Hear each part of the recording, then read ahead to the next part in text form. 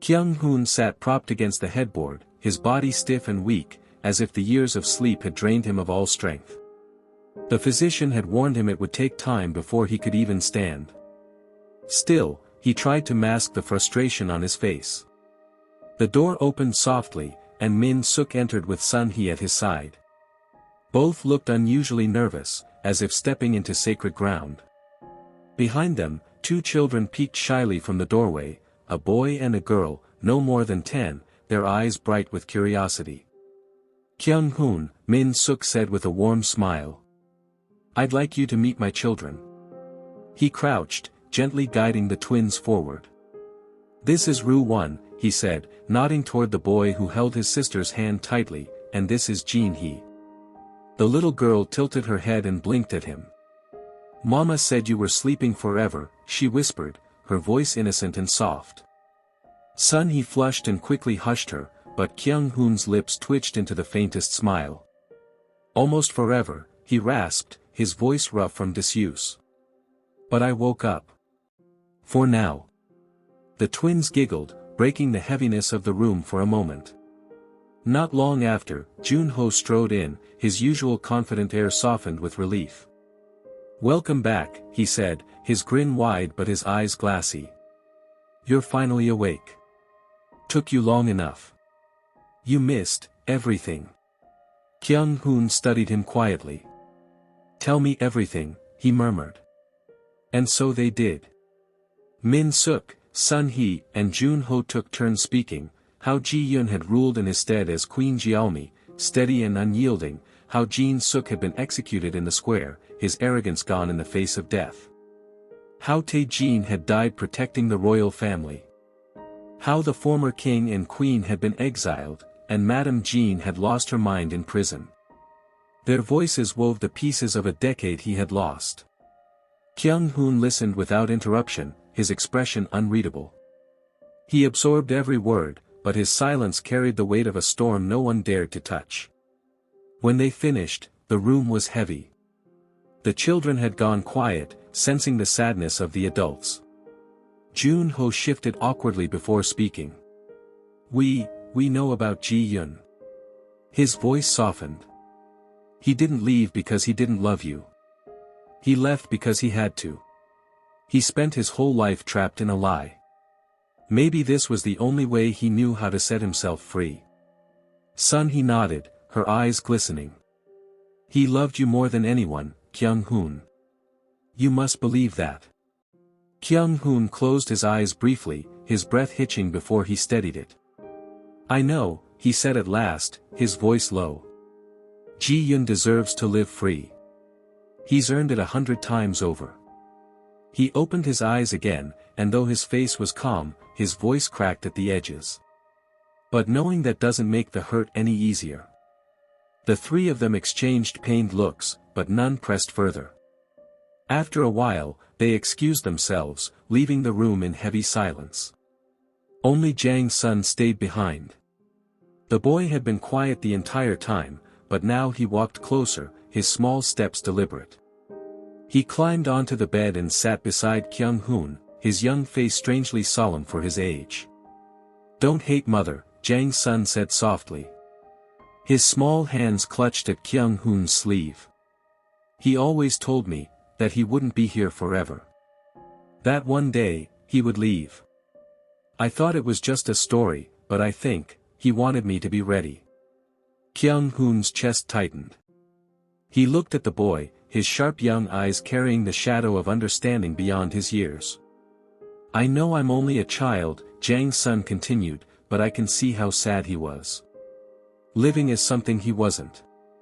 Pretending, every day. He tried to be strong, but I could tell. It hurt him. Maybe leaving was the only way he could breathe." Kyung Hun didn't trust himself to speak. He only reached out and placed a trembling hand on the boy's shoulder. He gave a quiet nod. Later, when night cloaked the palace, Kyung Hun forced his weakened body out of bed, dragging himself slowly, step by agonizing step, to the memorial shrine.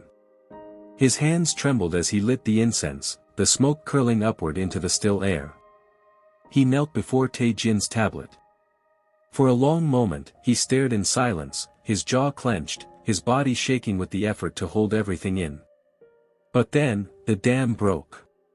A raw cry tore from his chest, the sound of years of regret and grief crashing out all at once. His sobs echoed through the corridors, carrying into the night, heard by every servant, every guard, every official in the palace. And the palace, for all its grandeur, seemed to weep with him. The years slipped by like sand through open fingers, slow and relentless. Kyong Hun, once a shadow of himself, regained the strength he had lost in those 10 long years of sleep. His body, though scarred by time, moved with the authority of a man who had been born to rule.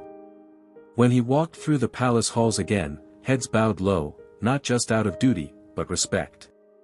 The people remembered their king, and in his return, they found hope renewed. The Een, as expected, did not stay silent. They tried, again and again, to stir chaos in his kingdom, testing, prodding, seeking cracks in his rule. But every time, Kyong Hun countered their schemes with calm precision. Through it all, his gaze often fell upon Jang Sunday. The boy was now a man, strong, wise, and commanding respect in his own right. Watching him spar with the generals or speak with confidence before the council stirred something deep in Kyong Hun's chest. Pride. And sorrow. He could not deny Ji Yun's hand in it, the way the boy had been raised with discipline and care. Yet Kyong Hun's lips never once uttered Ji Yun's name. He wore his silence like armor, pretending as though the betrayal had left no mark. But the truth lingered in his eyes when he thought no one was watching. The others, his advisors, his attendants, even Jang Sun himself, could sense it. He was hurting, though he would never confess it. Still, he did not falter. As king, he was unshakable, ruling firmly, guiding his son with both sternness and affection. The people saw him as steady, a pillar of strength, and Jang Sun as his rightful heir, the kingdom's future. And yet, when Kyong Hun left the palace, when he traveled to distant markets for trade or met foreign rulers in gilded halls, he could not shake the unease that followed him. At first it was subtle, a prickling at the back of his neck, a fleeting shadow at the edge of his vision. A whisper of footsteps where there should be silence. He told himself it was nothing. A king's paranoia. Still, the feeling never left him. More than once, as his horse carried him along lonely roads at dusk, he would glance back, half expecting to catch someone's eyes locked on him from the tree line. But there was never anyone there. Only the wind. Only silence. He brushed it off each time, telling himself it was in his head. And yet, deep down, he could not ignore the weight of being watched. 6 years passed in what felt like an endless blur of court business, treaties, and battles. Yet despite all that Kyong Hun had done for Yan, the one thing the ministers never let him forget was the vacancy beside his throne. Once again, Kyong Hun sat tall on the royal seat, his hand rubbing at his temple as Minister Park droned on with a chorus of other advisors. Your Majesty, the kingdom needs stability within the inner court. Without a queen, the palace affairs are in disarray. The noble families grow restless. And the people whisper about the future. On and on they went until Kyong Hun finally cut across them, his voice sharp as a blade. Enough. He rose from his throne, his eyes narrowing at the line of advisors. Do not mistake my silence for tolerance. I will not take a queen. But your Majesty, Minister Park tried again, sweat beading his forehead. Kyong Hun's glare silenced him. Do not test my patience. Bring this matter up again, and you will no longer hold your posts. The court bowed low, but their silence was filled with resentment. Still, that did not stop them. Days later, they began parading noble ladies through the palace like prized horses.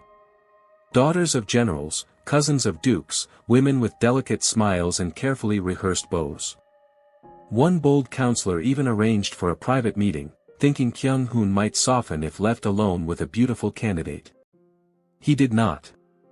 Instead, his fury filled the room, the poor lady leaving in tears as he dismissed the officials with a growl that echoed down the corridors.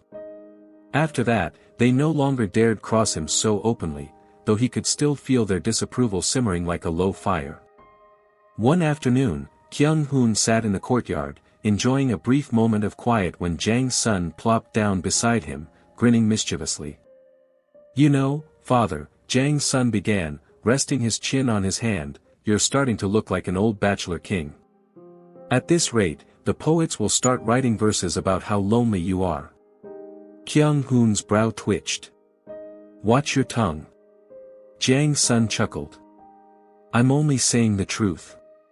You refuse to marry, but you're also too proud to go after Ji-yun. So you sit here, miserable, pretending you're fine when everyone can see you're not." Kyong Hun's jaw tightened. "I am not miserable." "Liar," Jang's son said simply, his grin softening into something more knowing. "Ji-yun made his choice, yes, but you haven't stopped waiting for him. You just won't admit it." Kyong Hun's lips pressed into a thin line, but before he could snap back, footsteps approached. Jun-ho and Han-soo strolled into the courtyard, hand in hand, laughter spilling between them. Han-soo bowed lightly and handed Jang's son a folded letter. "This came for you. From Ji-yun." At once, Jang's son's face lit up as he tore it open, his eyes racing over the words. "It's from mother," he exclaimed, grinning from ear to ear. Kyong Hun kept his gaze firmly on the koi pond ahead of him, though the tips of his ears burned. He did not ask. He would not. Meanwhile, Jun-ho and Han-soo leaned against one another, whispering and smiling, their affection filling the courtyard like sunlight. Kyong Hun's mood soured instantly. His chest tightened, not just with irritation, but something uglier. Jealousy. "Enough of this display," he snapped. "Take it elsewhere." Jun-ho and Han-soo exchanged a look, amused but obedient, before bowing and slipping away. The courtyard quieted again. Jang's son held the letter close to his chest, then glanced at his father slyly. "Would you like to know what he wrote?" "No," Kyong Hun's answer was sharp, immediate. Jang's son smirked. I'll just leave this here then." He placed the letter on the low table beside his father and rose, whistling as he walked away. For a long while, Kyong Hun didn't move. His hands rested stiffly on his knees, his eyes fixed ahead. But the letter seemed to burn beside him, calling out with every heartbeat. Finally, with a reluctant exhale, he reached for it. The moment his eyes fell on Ji-yun's familiar handwriting, something inside him cracked. "How have you been? Are you eating well? Do not overwork yourself." Simple words, nothing extraordinary, yet his chest ached. His eyes stung. Ji-yun's hand had shaped these letters. By the time he reached the end, his vision was blurred. He clenched the paper until it crumpled, then abruptly threw it aside, his voice hoarse as he muttered to himself, "That fool."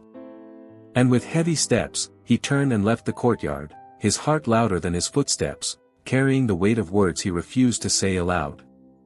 The salty breeze of the island carried with it the sound of the bustling port, voices of traders haggling, fishermen calling out their morning catch, and the clatter of carts rolling over cobblestones. Ji-yun stood tall amidst it all, his once weathered clothes now replaced by the fine silks of a thriving merchant. He had built something here, something honest, something his own. Children ran to him as he passed, and Ji-yun's face softened as he reached into his pouch, handing out small coins or sweet buns he bought from the market. The poor and weary bowed to him, gratitude written across their tired faces. Ji-yun never lingered on their thanks.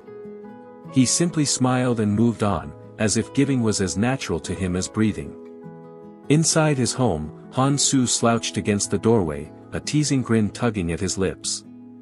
Well, he began, brushing sea dust from his sleeves, "My lover Jun-ho sends his regards." "Ah, you should have seen him, still as charming as ever. The distance between us two, it's almost romantic, don't you think? Keeps the fire burning." Ji-yun, arranging a stack of ledgers on the table, shot him a warning look. Han-soo. But Han-soo only chuckled, stepping closer. "Oh, don't glare at me. You've turned into a boring old man here, so busy with trade and charity that you've forgotten how to live a little. When was the last time you even thought about your own heart?" Ji-yun straightened, lips pressing into a thin line. Han-soo smirked knowingly. "Kyong Hun isn't going to come running for you, you know. He's stubborn, maybe more stubborn than you. Stop playing hard to get and go for what you want. Let him choose for himself. Who knows? Maybe he's been waiting for you all this time." For once, Ji-yun didn't fire back with a sharp retort. Instead, his eyes grew distant, his fingers stilling against the ledger. Han-soo raised a brow but said nothing more, sensing he had struck something tender. A quiet stretched between them, filled only by the rustle of the palm trees outside. Then, without a word, Ji-yun set down the ledger and walked out of the house, his face unreadable but his steps deliberate. Han-soo leaned back with a smirk. Finally, maybe that'll shake him. A few days later, the palace was unusually restless. Min-suk and General Hong Jae came before Kyong Hun with grim faces. "There's been a report, Your Majesty," Min-suk said carefully. "An illegal trader has been spotted on a nearby island, selling banned items." Kyong Hun's eyes narrowed, though not in surprise. Deep down, he already knew who it was. Ji-yun. For a long moment, he said nothing. The council chamber grew still, as if even the walls were waiting for his reaction. Normally, his decision would have been swift, unyielding. The law was the law, and he had never allowed himself to bend it, not even for the people he cared about.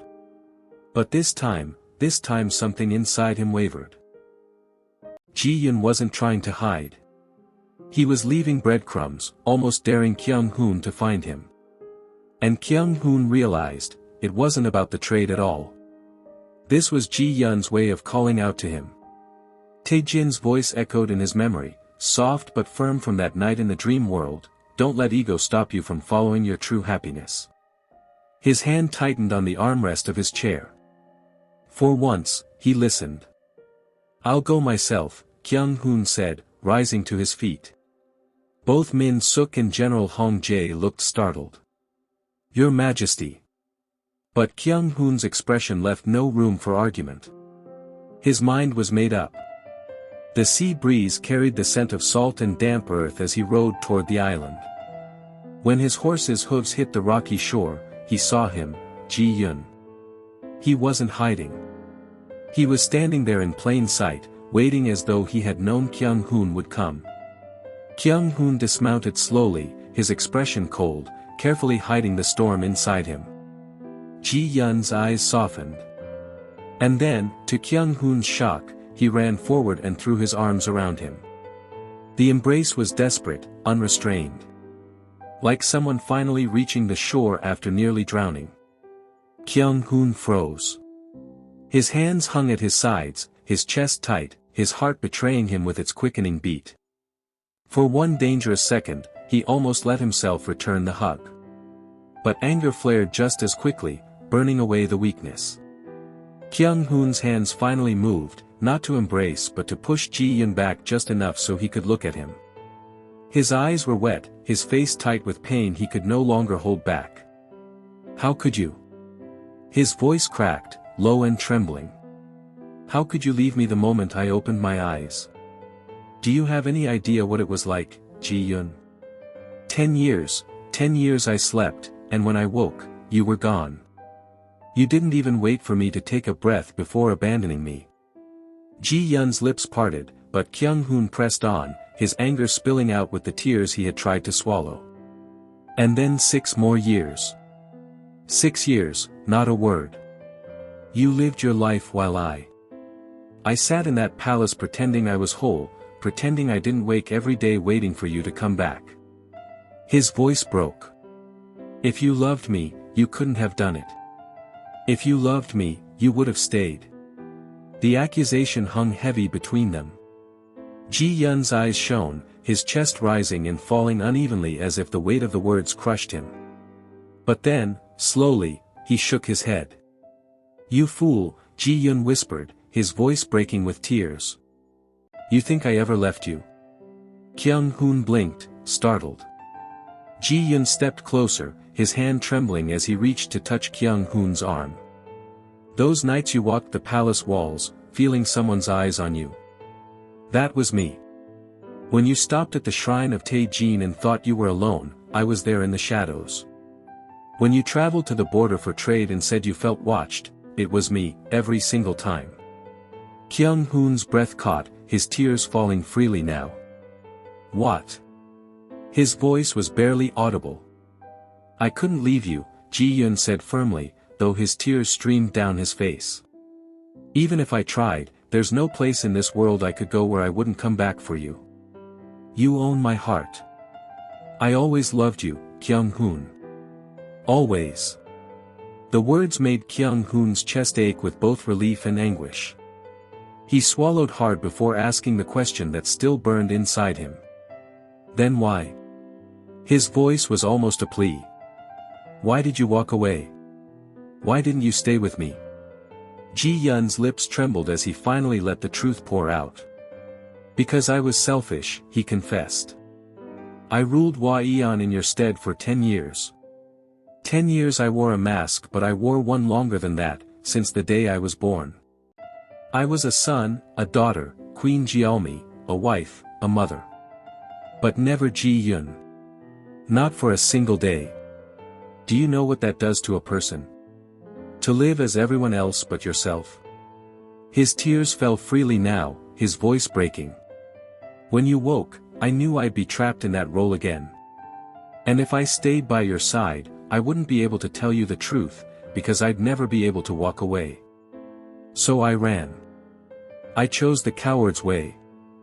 I told myself it was for you, so you wouldn't have to choose between me and your people, but really, it was because I was afraid. Afraid of losing myself again.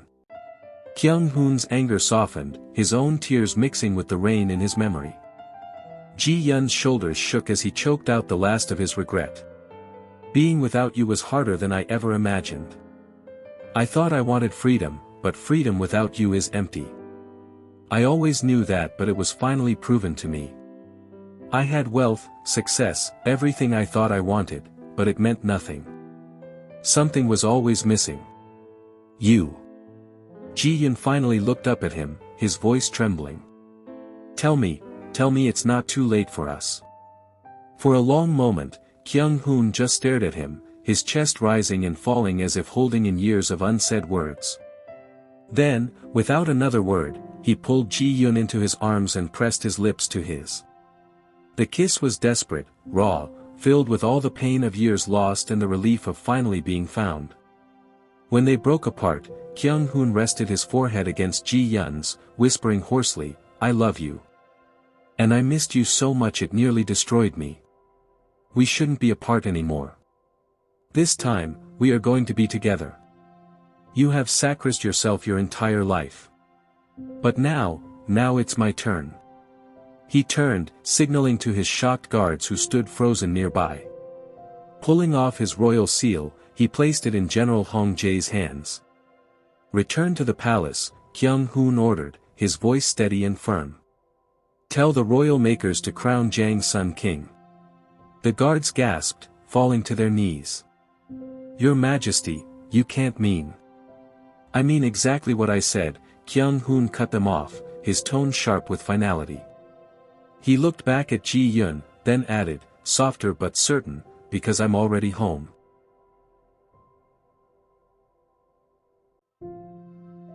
He reached out, lacing his fingers with Ji-yun's.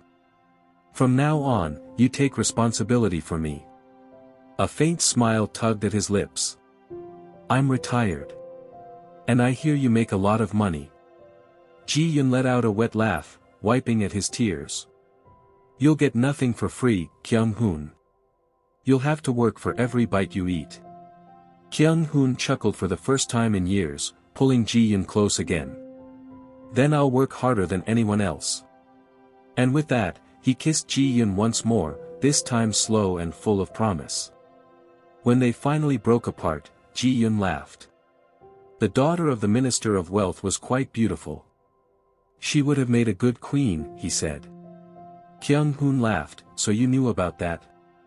I knew everything about you. The two walked hand in hand toward the horizon, leaving the weight of crowns and thrones behind them, stepping together into a future that was finally theirs.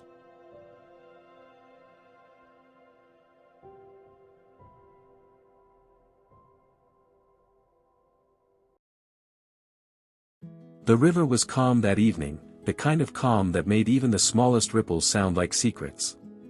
Haru sat at the edge of a little boat, his eyes crinkled in amusement as a group of children leaned closer, eager for his tale. Their parents lingered behind them, listening too, though pretending they weren't as curious. And so, Haru began, his voice carrying gently across the water. King Kyong Hun and his beloved Queen Jiaomi restored the kingdom of Waiyan. They brought peace, prosperity, and joy to the people, higher than the kingdom had ever known. The children's eyes grew round, their faces glowing in the dimming light. Haru smiled and leaned forward, lowering his voice like a conspirator. But do you know what happened next? He whispered. The children shook their heads in unison. They left the palace, Haru said, with a dramatic pause, to live like ordinary people. No guards, no court, no golden crowns. Just, two people who wanted nothing more than each other. A collective sigh escaped the children. Even some of the parents nodded, smiling faintly at the thought. But then Haru's eyes twinkled mischievously.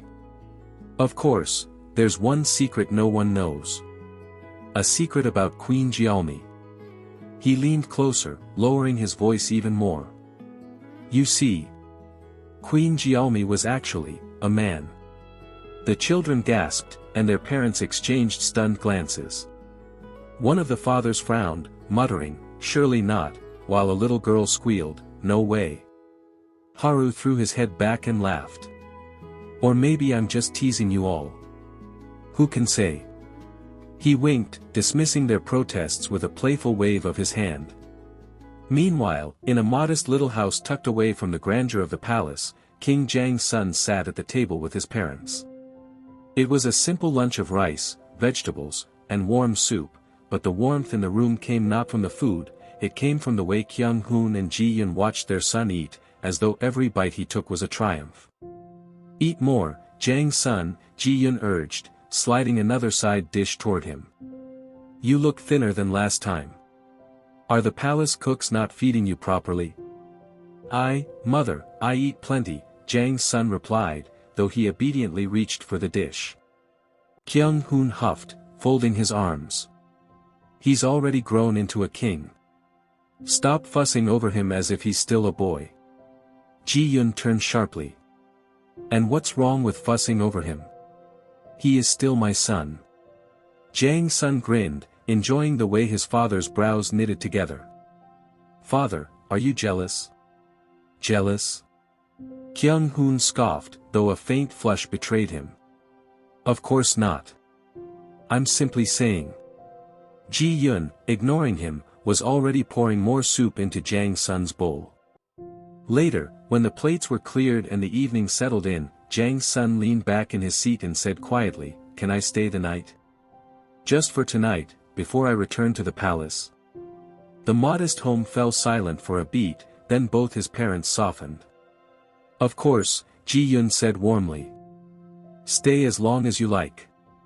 That night, Ji Yun tucked him in just as he had when Jiang's son was a little boy, smoothing the blankets and fussing with the pillow. Sleep well, my son, he whispered, brushing a hand against Jiang's son's cheek. Mother, Jiang's son chuckled, half embarrassed, I'm a king now, you know. To me, Ji Yun replied, you'll always be my child. Outside, Kyung Hun and Ji Yun sat together under the stars, sharing a quiet drink. The laughter from earlier lingered in their hearts, but now it gave way to something softer, something steadier. Kyung Hun raised his cup.